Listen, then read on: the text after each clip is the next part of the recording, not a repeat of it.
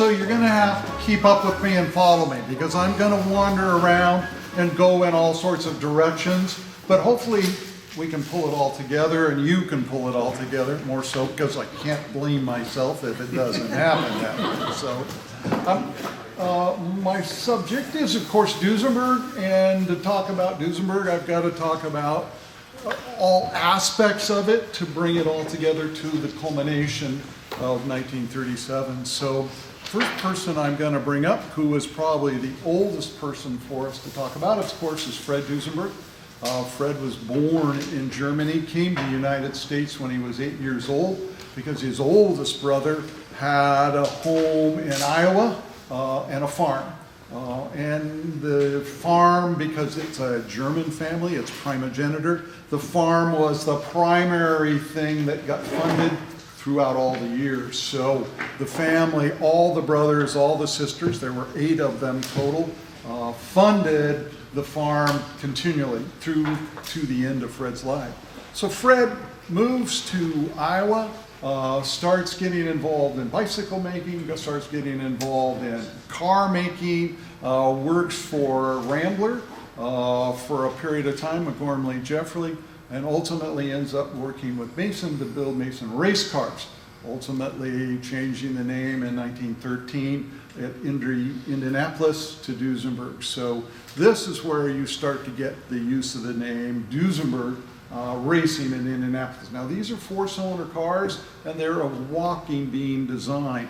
And I'll talk more about walking beam design because Fred Duesenberg used that concept through to the end also. And this is a valve action which is in line horizontally, not a flathead design. So Fred is in Iowa, ultimately goes to New York, builds marine engines, boat engines, airplane engines, ultimately ends up moving to his favorite town, which is Indianapolis, because that's where the racetrack is, and that's what he lives for, is racing.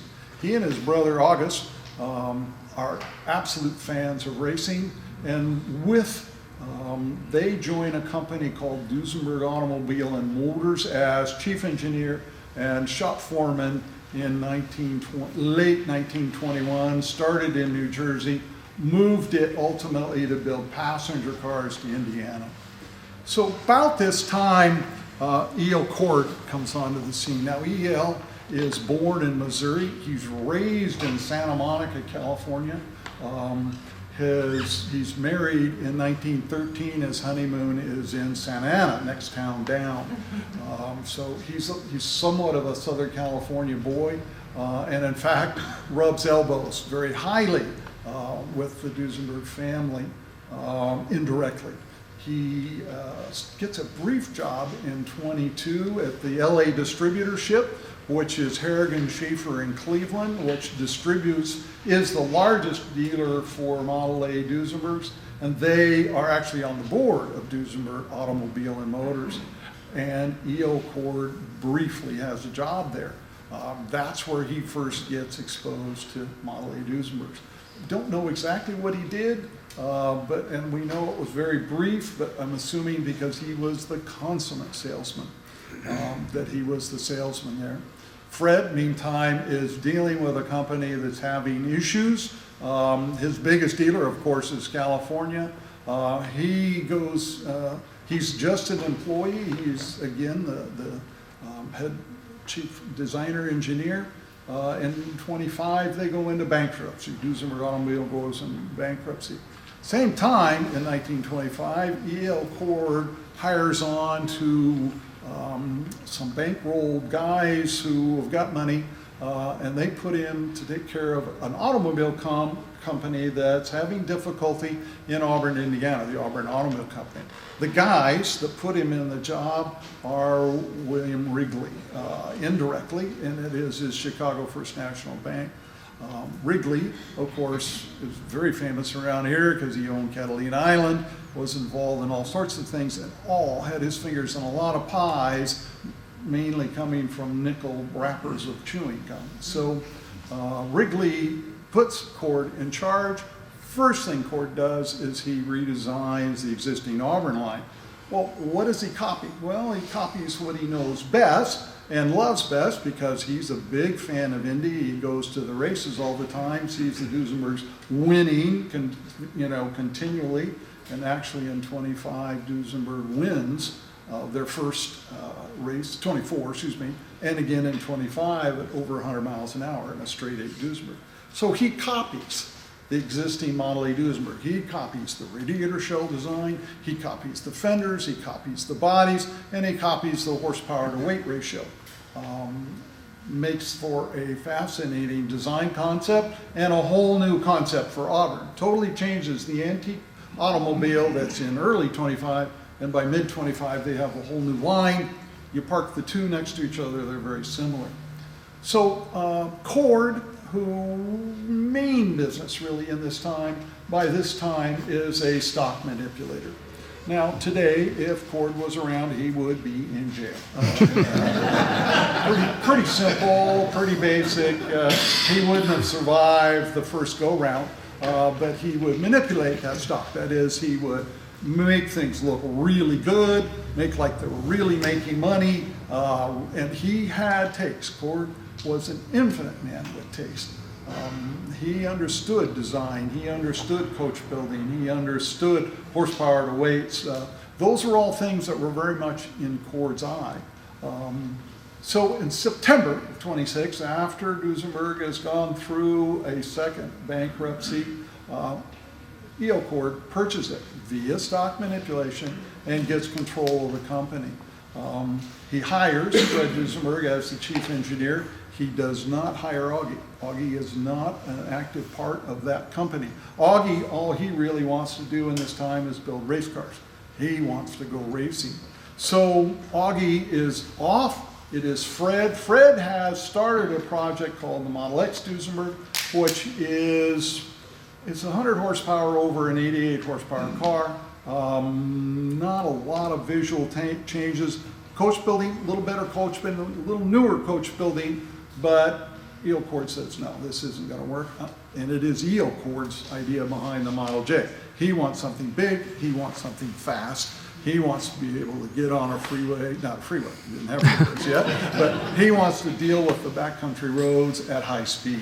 So he wants to incorporate the concept of racing in a passenger car that also will carry 9 passengers if needed. So the concept of the Model J is there. And it is Fred Duesenberg's ability as a chief engineer to make that concept come true. There are a period of argument. E.O. Cord and Fred Duesenberg only met once. That was it. That was at Indy. They never really communicated. They communicated through people. Their people communicated.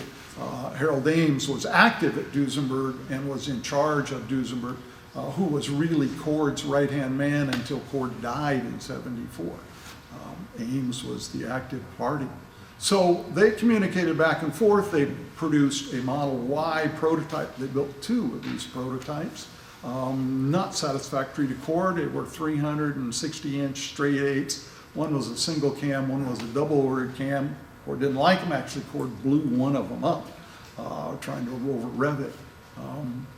Back to the drawing board, they actually came out with an H drawing, which was still, 380 cubic inch double overhead cam, chain driven.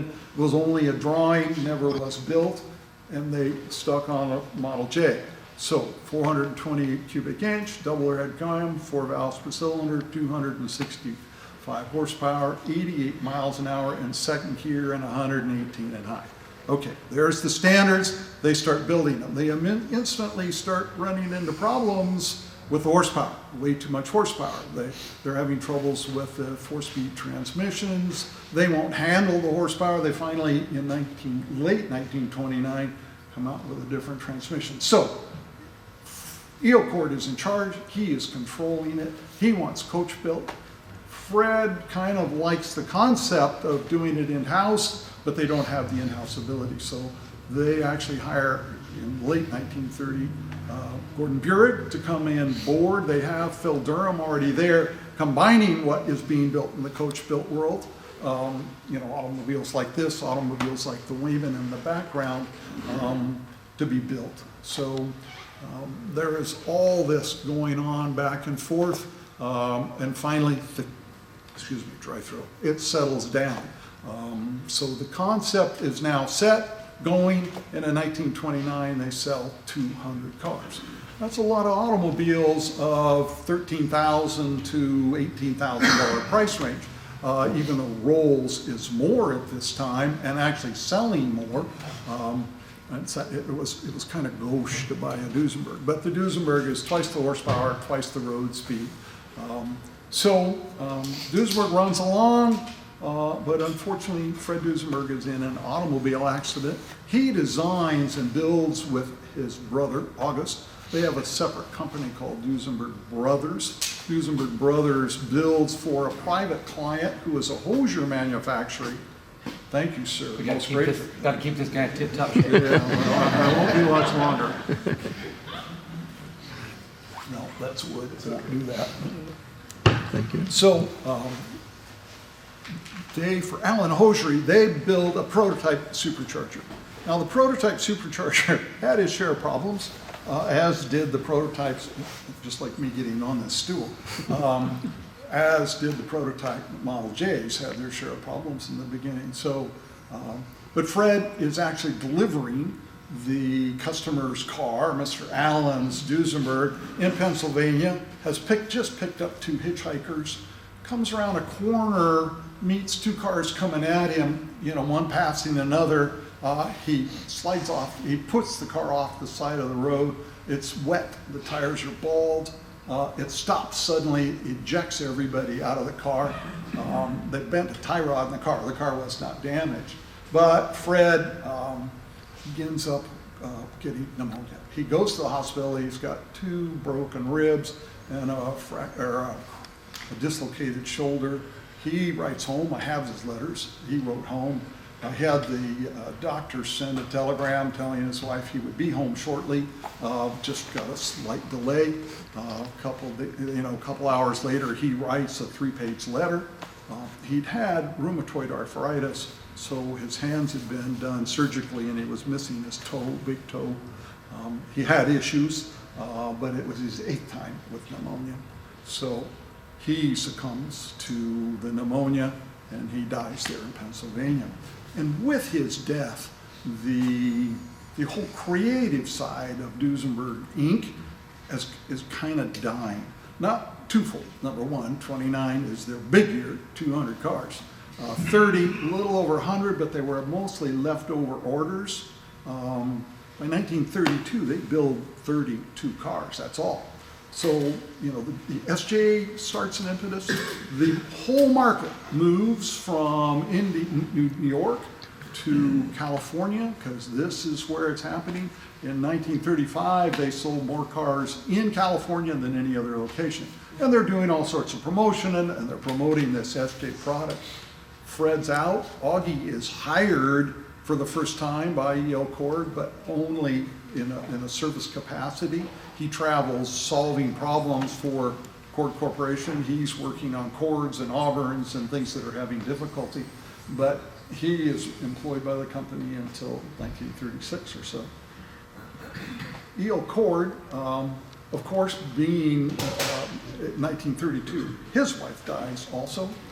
He is in Auburn, Indiana. Prior to that, in 31, his wife dies, I'm sorry. He's in and out of Auburn, Indiana, but with her death, he moves to Beverly Hills. He builds the big estate house in Beverly Hills. He ends up buying property again. It's the stock manipulation thing that's really snowballing for him. He's really doing wonderful. In 34, the SEC is formed under FDR, and the biggest stock manipulator of the time is Joseph Kennedy. He is hired by FDR to go after the stock manipulators, and E.L. Cord did a smart move. He jumped on his yacht, the Virginia, which was 180 foot, and just kind of disappeared with claim, kidnap, threat, and went to England for a year. Just kind of let it all settle out, which he did. And so September of 1937, it all folds. E.L. Cord sells it all, boy, I've got a mental block here all of a sudden, to Aviation and Transportation Company. Now, at this time, he introduced the late chord really as a way to sell off his stock. It was not a serious venture from the corporate. Now, the employees, it was a serious venture. The design and the building of the late chord is a serious venture by the employees. Corporate structure, it's merely a way to sell off stock, and in the end, Auburn, EL Cord ends up owning like 8% of Auburn Automobile Company stock when he sold it to Aviation Transportation. Now, he did own 28% of Aviation Transportation at the time. So he basically got rid of it because of, problems with the SEC and problems that are really starting to boil with labor unions. So that's the end.